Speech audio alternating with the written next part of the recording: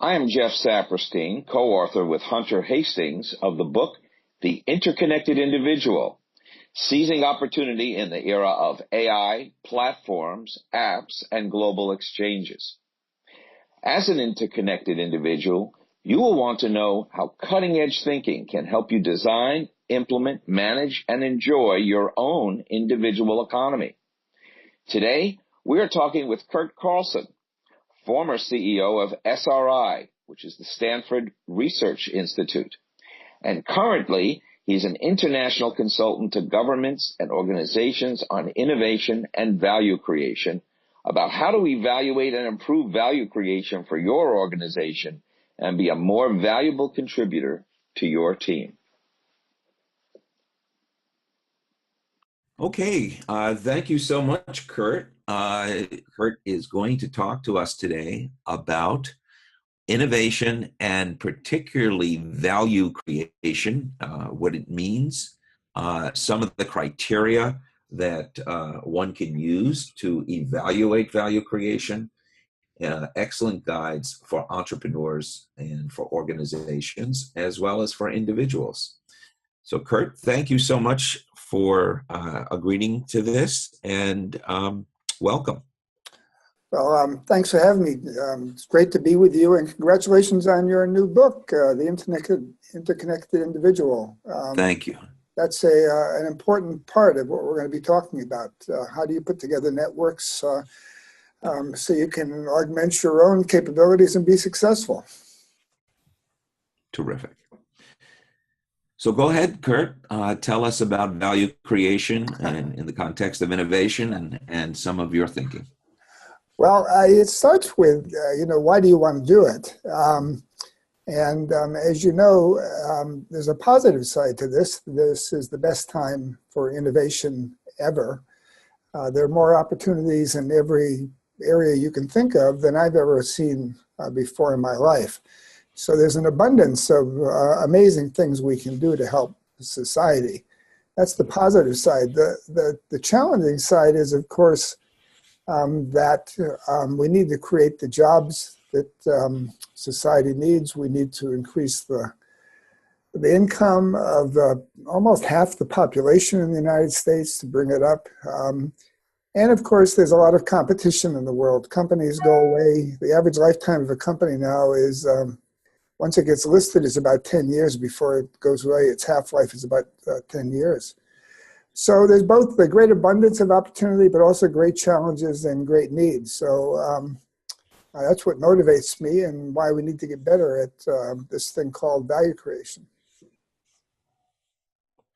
That's very broad, Curt, and it's very important. So maybe we could start with your definition of value creation as it relates to organizations. Well, so there are a couple of key definitions. One is, what is innovation first? Innovation is the delivery of new customer value into the marketplace, delivers new customer value with a viable business model. People often forget about the viable business model, but if you build something and there's no way for it to be supported, then of course it just goes away. That's an invention, not an innovation. So our goal is to make an impact on society by doing things that the individuals want.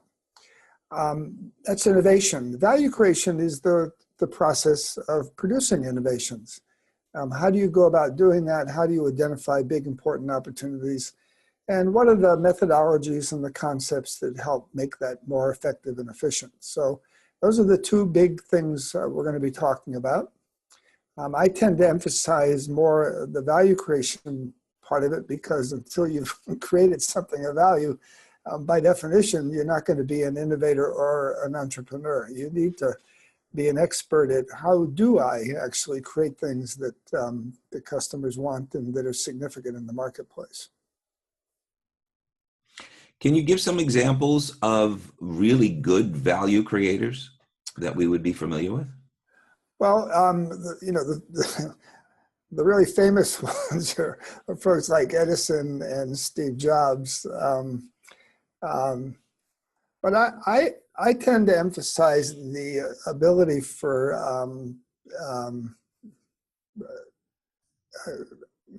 many people to be able to be value creators.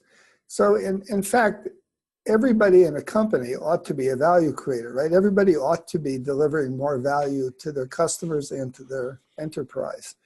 So value creation really is the function of everybody. And yes, there's a continuum from, the person who's trying to do a better job with, let's say, what the outside of the company looks like, to the people who are inside creating the next big thing.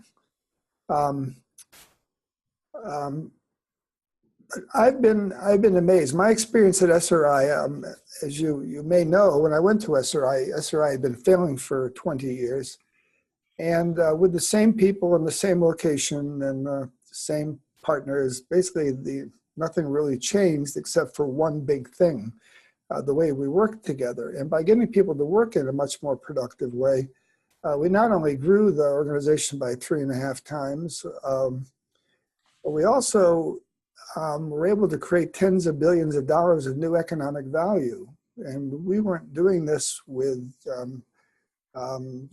superstars in the sense that you would publicly think about it. We were doing this with really smart, motivated people, but people that we gave the skills to so they knew how to develop these new big innovations. So, yeah, there are a lot of famous innovators that we hear about in the news, but I think the real potential is that there's an enormous number of people who are capable of being really valuable value creators and innovators. Well, Curt, you are really a pioneer in this whole idea of how to motivate people for innovation. And in your book called Innovation, which is an excellent read, I remember you had you stated that the greatest innovation is the way we work together. And you also told a story to me of what you tell people when they came to SRI and they were looking for direction from you in terms of what their job should be and how they should do it. And you had oriented them in a very interesting way. Could you tell us how you oriented your people at SRI? Well, so we took the idea of world-changing innovations very seriously. We agreed that our vision for the company would be that we wanted to be recognized as the premier independent source of high-value innovations. We were really, we realized we weren't going to compete in the global world like ours today that's so competitive by doing Me Too innovations. We had to do things that would have global scope and impact. Things like Siri that we did was a company we formed that was bought personally by Steve Jobs. So we realized we had to do big, important things. But my experience previously at another part of SRI called the Sarnoff Corporation showed that if we got people to work together more productively, we actually could create major new innovations. So you're right. When people came to me, I would always say if I thought they could fit into SRI, I would say, I hope you come. I hope you'll pick on a big, important problem. I hope a problem that will make a difference in the world, a positive difference in the world. I hope you'll learn everything that we're going to make available to you to learn how to become a value creator and innovator. We'll really help you with that. I hope you'll find a partner, and I hope you'll begin our process. You'll persevere, you'll do the right things, you'll share our values, our human values, both for our customers, our colleagues, and for SRI, and I hope you persevere and succeed. That's my hope for you. And I said, and if you do those three things, I can almost guarantee you'll be successful. I also agree you'll work hard, but you get to work with some terrific people. And when you go to the retirement home, you'll be able to look back on a professional life that was well lived. And I can almost also promise you something else, that if you learn these skills that we teach at SRI, you'll be able to work as long as you want to work, not as long as somebody else wants you to work. Because in today's world, the ability to be a value creator is the most valuable skill you can have. It's the skill that lets you go from one era to another and always be productive. So I hope you come to SRI, and I hope you'll do those things. Well, Curt, you're the boss that everybody aspires to have, and it's so few create the environment for someone to not only grow, but also to continuously learn, because you underlying everything you've said is the expectation that the person is going to be continuously learning. In learning, you don't just conceive of ideas, you actually get out there and make things happen. And can you talk a little bit about this idea of fast learning and continuous learning as an integral part of what we have to be able to do as a skill set? Well, Jeff, you're absolutely correct. It's all about learning fast. That's always been the kind of the meta paradigm and the way I've thought about the value creation and innovation. It's about learning fast and efficiently and effectively. And of course, it's not just about learning fast, it's learning fast in the right way to solve real problems. So it's a combination of the learning sciences and the business skills you need to be successful as a value creator and innovator. But I think it's a really important point, and I think it's something that people don't appreciate enough. And it really distinguishes the value creation process we put together at SRI, and I still teach to companies and governments all over the world. I judge everything we do in terms of its ability to amplify learning. If it amplifies learning, generally I'm for it, and if it attenuates it, I'm against it. So putting up barriers, for example, in companies for who can talk to whom is obviously going to hurt your ability to innovate. So at SRI, we had an open organization. Now, we had ways to modulate that, but nevertheless, basically you could talk to me or anyone else in the company to get the answers you need to be successful. Well, that's a phenomenal thing to be able to have open access. And of course, people have to respect the time of others, but that goes with the experience of when you actually ask a question and when you provide your solutions provider. And Curt, you had talked about some criteria that you use with organizations or governments in terms of value creation. Could you tell us a little bit about that? Well, let's just, I will in a second, but Jeff, let's go back to this idea of the transparent organization. And it's basically one of the themes of your book too, your interconnected individual. It's the power of having a network and having access to the best people. You know, individually today, none of us are very smart. Almost every problem that you can think of solving requires a multidisciplinary team to be able to address it. And that means putting together people who can solve the different parts of the puzzle. And if you try and do that yourself, of course, it's way too slow. You'll never do it. You'll never be successful. Basically, it's a question of how do you put that network together. And in a company, management always gets kind of nervous if people are just walking around the organization. Well, we had a way to modulate this. We used the function we called value creation forums. And these were places where people would get together every 2 to 6 weeks and present for a few minutes the value proposition of what they were working on. And there was a facilitator. And as part of this process, our folks learned the skills of value creation. They got to meet other colleagues, and they were continuously learning. At the same time, as part of this, they learned the part of this that you mentioned in passing, which is that having an open organization also comes with great responsibility. You just can't go around and be, taking up the time of people. It has to be really a thoughtful thing. So that was part of, what folks at SRI learned. They learned how to manage themselves in a transparent organization and respect the time and the responsibilities of other people.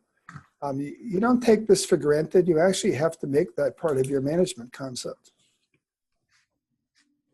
That's great. How to manage yourself in a transparent organization is a great mantra for people to kind of understand. That's a North Star, and one, to find that transparent organization and a leader who encourages this, and then to master it, because once you master it, you can do it anywhere and initiate it yourself. Isn't that correct? Well, that's correct. You know, one of my mentors in all of this was Douglas Engelbart, the fellow who invented the computer mouse, and most of what's on our PCs today on the user interface side. He was always talking about unleashing the collective intelligence of society. And, you know, most of the companies we go into, if you think about the collective intelligence they have, it's always at the genius level. I mean, it's hard to imagine any major company when you, if they could tap the total intelligence that resides in that company, that they wouldn't be at the genius level every time they try and solve a problem. What's the problem? They basically don't take advantage of it. So they're basically reducing the ability they have. That was part of the learning goal that I always had for SRI, is how do we unleash the collective intelligence of SRI? And obviously people just sitting in their room in front of a computer was not going to do that. We had to find a way to get people together and get them to interact and share. And we had to give them frameworks for thinking about getting the answers they needed and doing it efficiently. It doesn't happen by accident. You actually have to put in place the methods and the processes and give your people the skills to be able to do that. But if you can do it and you can unleash the collective genius of your enterprise, you can be pretty smart just about all the time. That's amazing. And that's the kind of environment that so many people would love to work in. And now, Curt, you do consult with governments and organizations. And when you talk to them about value creation and you give them specific guidelines, can you share some of those guidelines that you might, in a consulting project, come to almost like a rubric of these are the things that you've got to be focused on if you're going to be innovative and you're going to create value?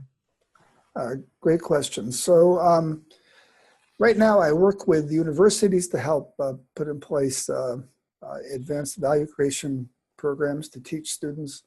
I've been working with the National Academy of Engineering. We just completed a major 2-year study on global value creation best practices. It just got published.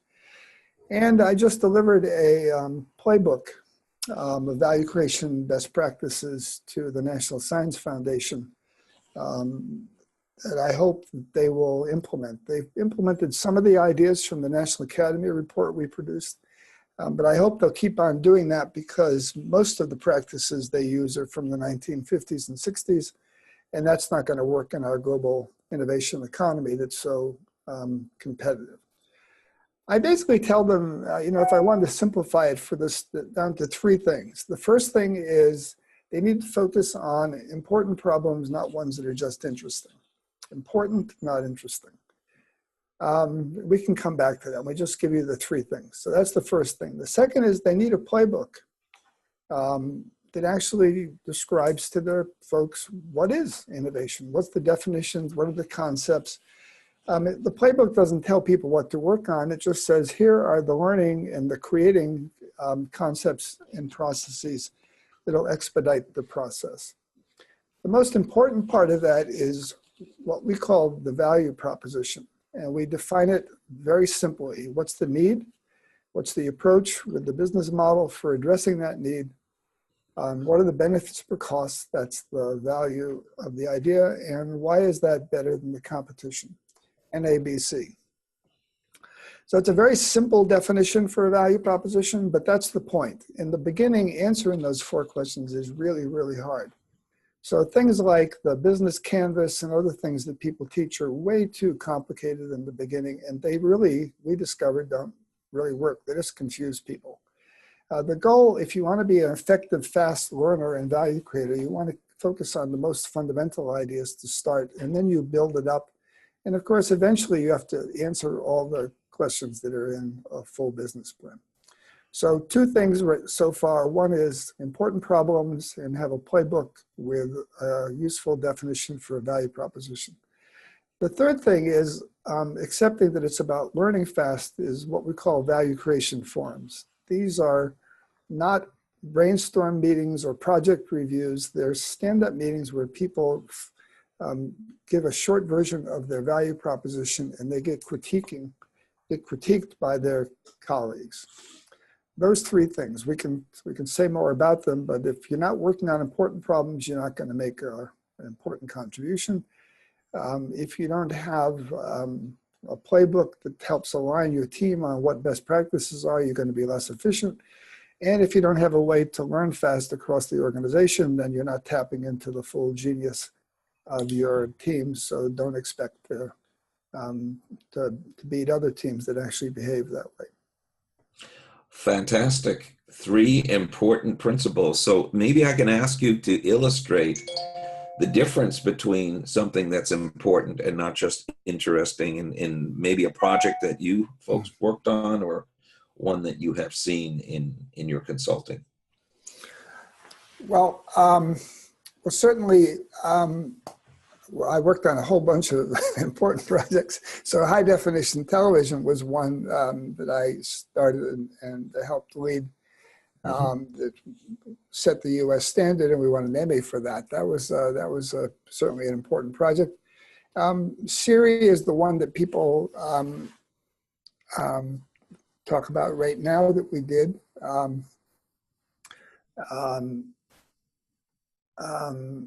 Well, but Curt, when you first got involved with Siri or high definition television, and you were defining this as important and not just interesting, I presume it was before the actual prototype, which at the beginning you might not have known exactly where you were going to end up, but you defined something as important. Was there a statement or something that you used as a criteria to define Siri as an important project and not just an interesting one?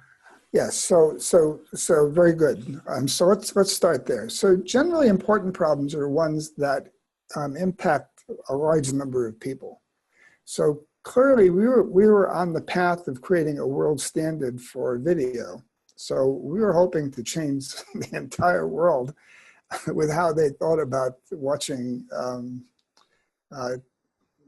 Well, eventually we wanted to change everything. We wanted to change not only how they viewed television, but movies and every other form of video. That's what we were trying to do. That was one of the criteria.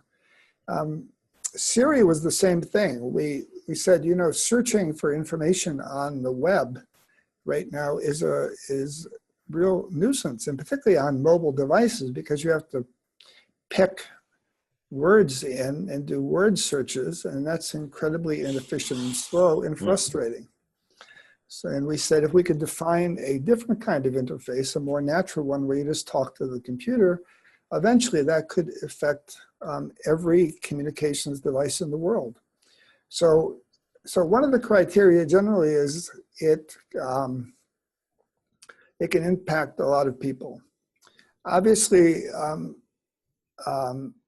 you're also looking at the business model part of it, the financial part of it too, because unless you can get a significant return on that side, then it doesn't make sense to do it either. So it's a combination of trying to figure out both of those.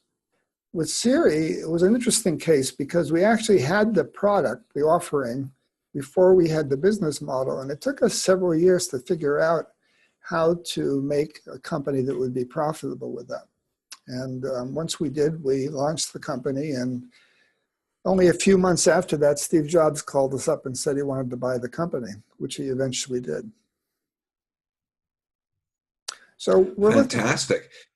Fantastic. So you could start with the solution in terms of the prototype and then work your way back to the business model, or you could start with a proposition and then work your way through to figure out how to make with adjacent technology, adjacent opportunities. That's true. What you can do. But the thing that they all start with is the value proposition. They all start with answering those four questions. What's the big important need? What's our unique, compelling, and defensible approach for the offering with the business model? And why are the benefits per cost or the value of that particular offering 2 to 10 times better than the competition or alternatives? That's what we were always looking to do. And we would spend an enormous amount of time on just those 4 questions. In the book that I wrote, Innovation, I tell the story of the months and months of time we spent just defining those 4 questions, so that when I made the presentation to start the program, I really had compelling answers to all 4 of them, again, before we built anything. By the way, that's a big mistake people make, is oftentimes we see people and they have an idea and they want to go build it immediately. And they really don't have a value proposition. They don't have a business model. They really don't understand the market ecosystem. They really haven't quantified the benefits. They haven't done their homework to justify spending money. Because once you start spending money, of course, if you run out, then that's the end of the game. So you want to be really efficient in the beginning of making sure you're going in the right direction.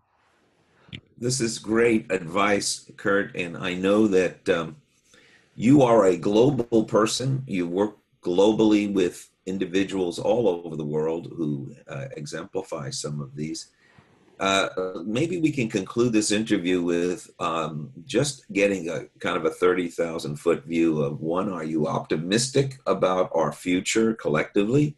And 2, talk a little bit about this global nature and the interconnectivity between regions and organizations and individuals, and how one can orient oneself for success in an optimistic future. Well, I'm optimistic for the possibilities for innovation. So first off, I'm amazed at people who say, we've invented all the important stuff and there's very little room for growth. There was a famous book published a couple of years ago that said, basically, there was no hope. All the important stuff had been invented. Well, that's certainly not true. You look at any area of technology. I mean, just take biology and what we're doing in genomics and those areas.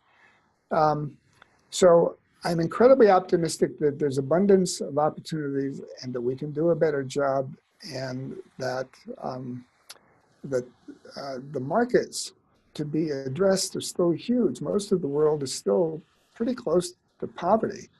So we don't lack opportunity, we don't lack technology, we don't lack people, we don't lack markets. So on the innovation side, I'm enormously positive. At the same time, we have issues.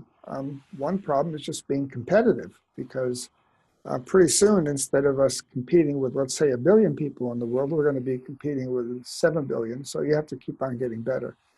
And of course, there are all the issues that people talk about endlessly, which is what about jobs, and how about educating people, and what about freedom of speech, and what's happening with the big tech companies and what they're doing to control that. So of course, we have a host of issues on that side as well. So it's hard to know how those will work out. Generally, we work our way through them. But in terms of the innovation side and the opportunities for making society better, I'm incredibly optimistic. Fantastic. And in terms of having a global perspective rather than simply a regional one, can you talk a little bit about your perspective on that? Well, that's part of the challenge. So, for example, China right now has a bigger middle-class population than America has people. And obviously, Chinese people they focus on education, they work really hard, they're very competitive. There's a percentage of Chinese who are very entrepreneurial. So that's going to be a really important part of the world. On the other side, the freedom issues in China are a real concern of how do you work there productively. You can see what Google is going through right now, trying to figure out what can they do in China. We can't ignore China because they're so big and so important from a business point of view. But nevertheless, it still represents all kinds of problems. So